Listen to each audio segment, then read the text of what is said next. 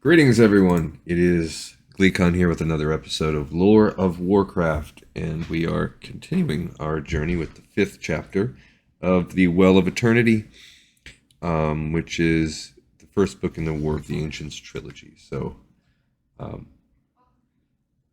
hopefully, you guys are ready to stay a while and listen. Stay a while and listen. When in our last chapter, we finally went through time and got to see some of that going on. We spent a lot of time with Malfurion, Cenarius, and a couple other night elves as we started expanding on becoming a druid, entering the Emerald Dream, and finding out that hey, maybe Queen Azshara's not up to good. And in Zinajara, something is going down with the Well of Eternity. All right, let's see what happens here in chapter 5. Brox had a bad feeling about their mission. Where are they? He muttered. Where are they? How did one hide a dragon? The orc wanted to know. The tracks were evident to a point, but then all he and Gaskell could find afterward were the footprints of a human, possibly two. Since the orcs were near enough to notice if a dragon launched itself into the air, and they had seen no such astonishing sight, then it only made sense that the Leviathan had to be nearby. Maybe that way, suggested the younger warrior, his brow furrowed deep. That pass. Too narrow, growled Brox. He sniffed the air. The scent of dragon filled his nostrils. Almost masked by it was the smell of human. Dragons and wizards. Treaty or no treaty, this would be a good day to die, if Brox could just find his foes. Kneeling down to study the tracks better, the veteran had to admit that Gaskell's suggestion made the most sense. The two sets of tracks led into the narrow pass while the dragon simply vanished. Still, if the orcs confronted the other intruders, the beast would surely come. Now, by giving his companion any sign as to his true intentions, the older warrior rose. Let's go. Weapons ready, they trotted into the pass. Brock snorted as he looked it over. Definitely too narrow for a dragon, even a half-grown one. Where was the beast?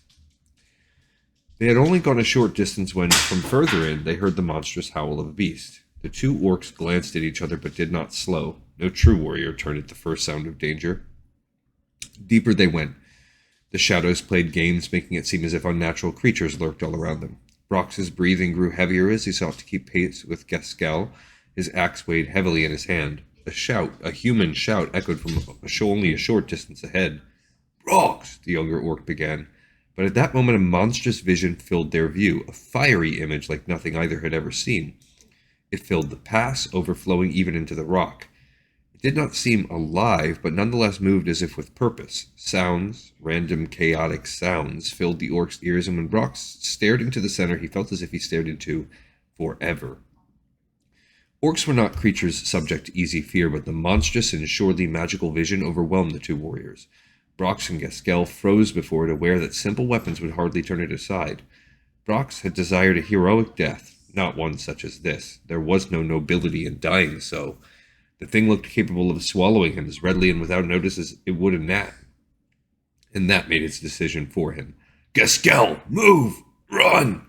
Yet Brox himself failed to follow his own command. He turned to run, yes, but slipped like an awkward infant in the slick snow. The huge orc tumbled to the ground, striking his head. His weapon fell just out of reach. Gaskell, unaware of what had happened to his comrade, had not fled back, but had rather darted to the side, to a depression in one of the walls. There he planted himself inside, certain of the protection of the solid rock. Still trying to clear his head, Brox realized Gaskell's mistake. Rising to his knees, he shouted, Not there! Away! But the cacophony of sounds drowned out his warning. The fearsome anomaly moved forward, and Brox watched with horror as Gaskell was caught on his very edge. 1,000 screams escaped the stricken orc as Gaskell both aged and grew younger simultaneously. Gaskell's eyes bulged, and his body rippled like liquid. He stretched and contracted, and with a last ungodly cry, the younger orc shriveled within himself, contracting more and more until he completely vanished. By the horde, Brox gasped, standing. He stared at the spot where Gaskell had stood, still somehow hoping that his companion would miraculously reappear unharmed. Then it finally sank in that he was seconds from being engulfed by the same monstrosity. Brox turned, instinctively seized his axe, and ran. He felt no shame in it. No orc could fight this. To die as Gaskell had died would be a futile gesture, But as fast as the orc ran, the fiery vision moved faster. Nearly deafened by the countless sounds and voices, Brox gritted his teeth. He knew he could not outpace it, not now, but he continued to try. He managed only 2 steps more before it swallowed him whole. Every bone, every muscle, every nerve in Krasus' body screamed. It was the only reason the Dragon Mage finally stirred from the black abyss of unconsciousness. What had happened? He still did not quite know. 1 minute he had been trying to reach Rhonin, and then somehow, despite not being near it, he too had been swallowed by the anomaly. His mental link to the human wizard had literally dragged Krasus along. Images flashed through his befuddled mind again. Landscapes, creatures, artifacts. Krasus had witnessed time in its ultimate aspect all at once. Aspect. The word summoned another dread vision, one he had thankfully forgotten until now. In the midst of the swirling chaos of time, Krasus had glimpsed a sight that left his heart and hope shattered. There in the center of the fury, he had seen Nosdormu, the great aspect of time, trapped like a fly in a web.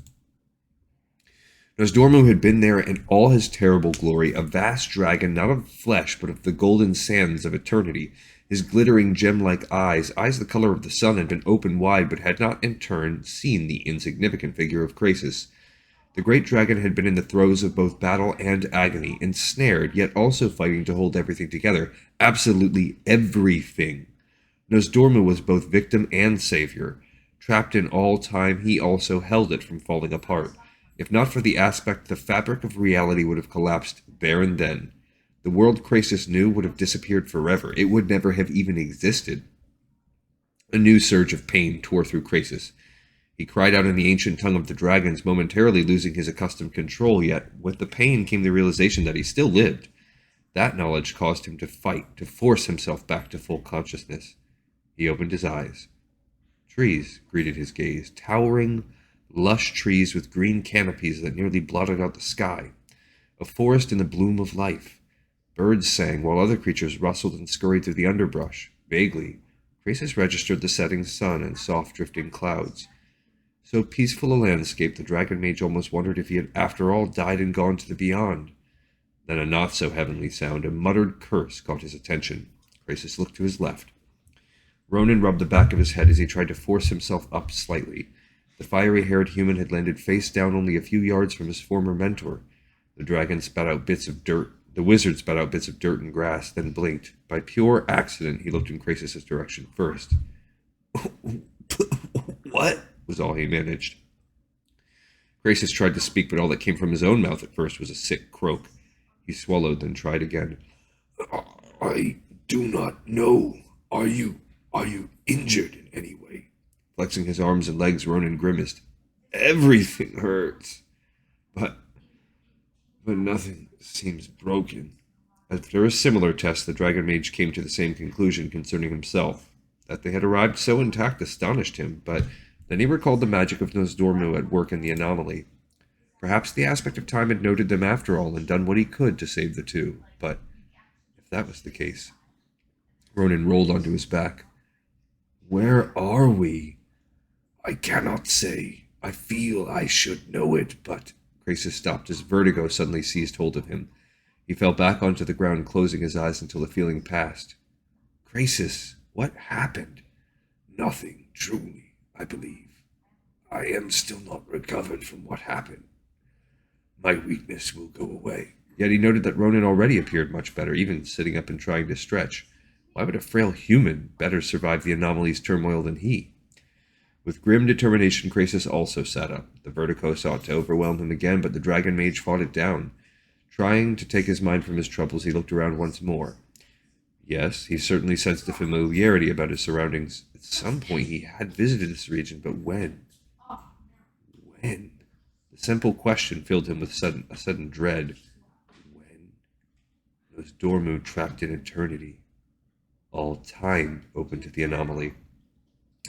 The thick woods and the growing shadows created by the vanishing sun made it virtually impossible to see enough to identify the land. He would have to take to the air. Surely a short flight would be safe. The area seemed bereft of any settlement. Rhonin, remain here. I will scout from above, then return shortly. Is that wise? I think it absolutely necessary. Without a further word, Krasus stretched out his arms and began transforming. Or rather, he tried to transform. Instead, the dragon mage doubled over in agony and overwhelming weakness. His entire body turned inside out, and he lost all sense of balance. Strong arms caught him just as he fell. Rhonin carefully dragged him to a soft spot, and then helped his companion down. "Are you all right?" He looked as if Krasus cut him off. "Rhonin, I could not change. I could not change." The young wizard frowned, not comprehending. "You're still weak, Master Krasus. The trip to that thing. Yet you are standing. Take no offense from me, human, but what we passed through should have left you in a far worse state than mine." The other nodded, understanding. "I just figured that you spent yourself trying to keep me alive." "I'm afraid to tell you that once we entered it, I could do no more for you than I could for myself. In fact, if not for Nosdormu." "Nosdormu?" Ronan's eyes widened. "What's he got to do with our survival?" "You did not see him?" "No." Exhaling, the dragon mage described what he had seen. As he did, Ronan's expression grew increasingly grim. "Impossible," the human finally breathed. "Terrifying," Krasus corrected him. "And now I must tell you also that even if Nosdormu did save us from the raw forces of the anomaly, I fear he did not send us back to where we came from, or even when."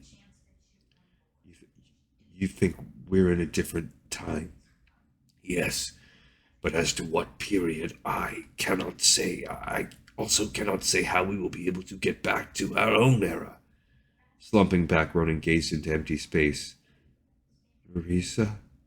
"Have courage. I said I cannot say how we will be able to get back, but that does not mean that we will not try. Still, our first action must be to find sustenance and shelter and some knowledge of the land. If we can place ourselves, we might be able to calculate where best to find the assistance we need. Now, help me up." With the human's aid, Krasus stood. After a few tentative steps, he decreed himself well enough to walk. A short discussion on which direction to take ended with agreement to head north towards some distant hills. There the two might be able to see far enough over the trees the next day to sight some village or town. The sun fell below the horizon barely an hour into their trek, but the pair continued on. Fortunately, Ronan had in one of his belt pouches some bits of travel food, and a bush they passed supplied them with a few handfuls of edible if sour berries. In addition, the smaller, almost elven form Krasus wore required far less food than his true shape. Still, both were aware that come the next day, they would have to find more substantial fare if they were to survive. The thicker garments used for the mountains proved perfect to keep them warm once darkness reigned. Krasus' superior vision also enabled them to avoid some pitfalls in their path. Still, the going was slow, and thirst began to take its toll on the pair. Finally, a slight trickling sound to the west led them to a small stream. Rhonin and Krasus knelt gracefully and began to drink. "Thank the five," the dragon mage said as they drank. Rhonin nodded silently, too busy trying to swallow the entire stream. After they had their fill, the two sat back. Krasus wanted to go on, but neither he nor the human clearly had the strength to do so. They would have to rest for the night here, then continue on at first light. He suggested as much to Rhonin, who readily agreed. "I don't think I could go another step," the wizard added, "but I think I can still create a fire if you like." The idea of a fire enticed Krasus, but something inside him warmed against it. "We shall be warm enough in our garments.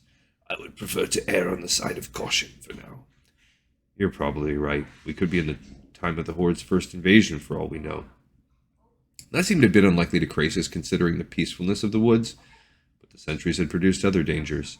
Fortunately, their present location would keep them fairly secreted from most creatures passing near. A rising slope also gave them a natural wall to hide behind.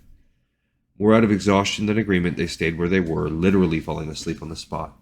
Krasus' slumber, however, was a troubled one in which his dreams reflected events. Again, he saw Nosdormu struggling against that which was his very nature. He saw all time tangled, confused, and growing more unstable each moment the anomaly existed. Krasus saw something else, too, a faint, fiery glare, almost like eyes gazing hungrily on all it saw. The dragon mage frowned in his sleep as his subconscious tried to recollect why such an image would seem so terribly familiar. But then the slight clink of metal against metal intruded, ripping apart his dreams and scattering the bits away, just as Krasus was on the verge of remembering what the burning eyes represented. Even as he stirred, Ronin's hand clamped over his mouth. Early in his long, long life, such an affront would have made the dragon teach the mortal creature a painful lesson in manners, but now Krasus not only had more patience than in his youth, he also had more trust. Sure enough, the clink of metal again sounded, so very slight, but to the trained ears of either spellcaster still like thunder. Rhonin pointed upward. Krasus nodded both.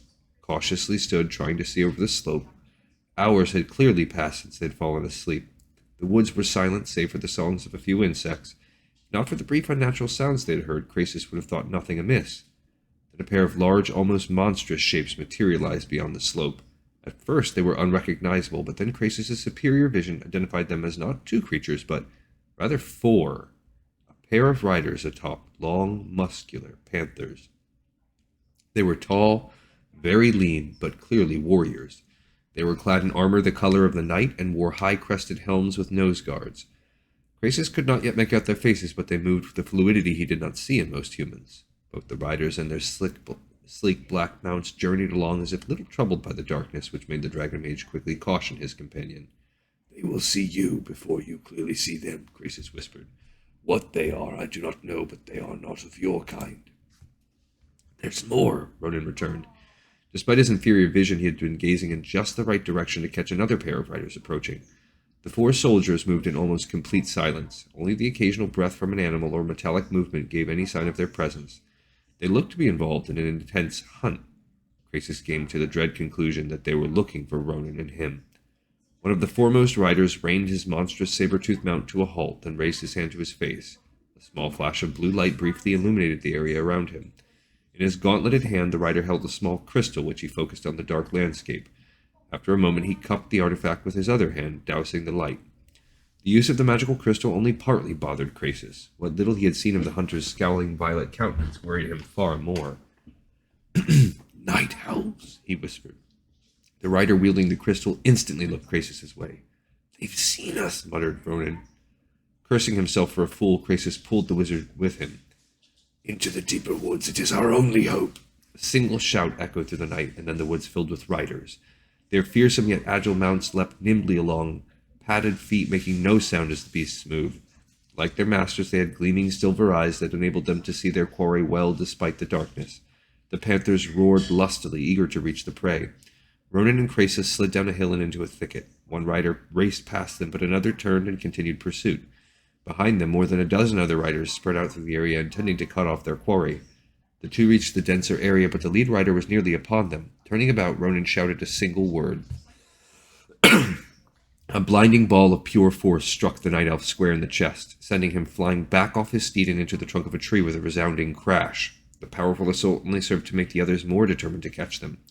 Despite the harder going, the riders pushed their mounts on. Krasus glanced to the east and saw that others had already made their way around the duo. Instinctively, he cast a spell of his own. Spoken in the language of pure magic, it should have created a wall of flame that would have kept their pursuers at bay.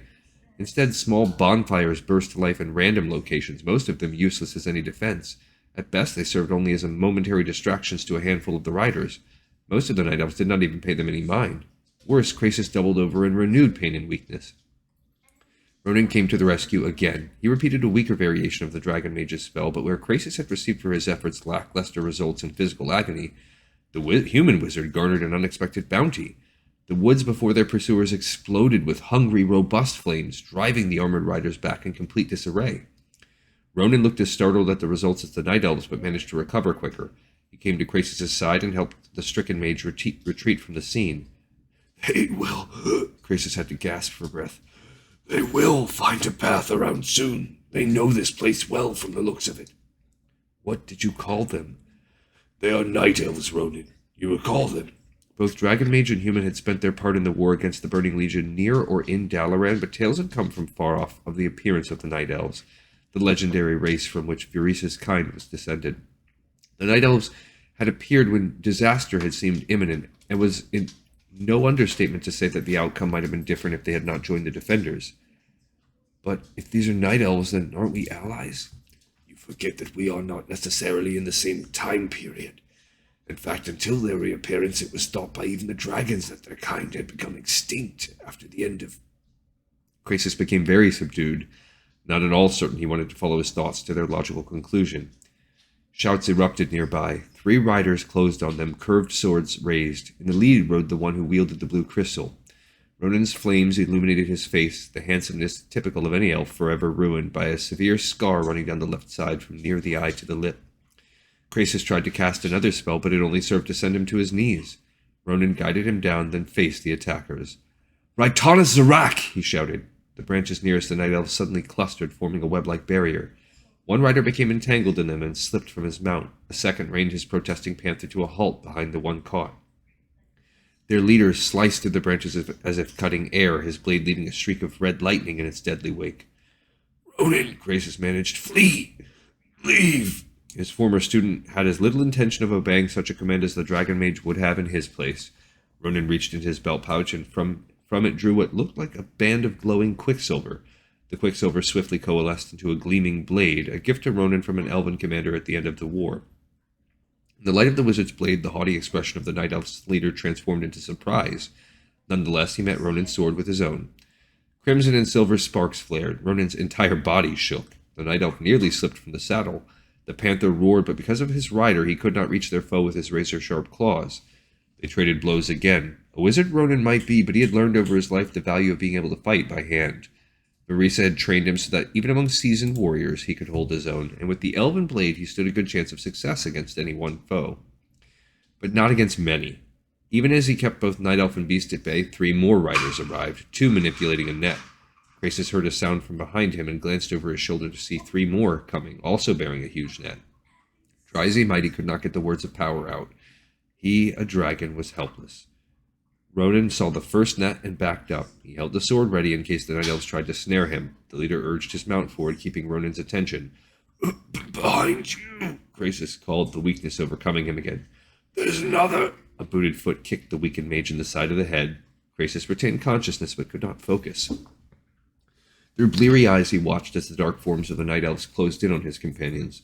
Rhonin fended off a pair of blades, chased back one of the huge cats, and then the net caught him from behind. He managed to sever one section, but the second net fell over him, entangling Rhonin completely.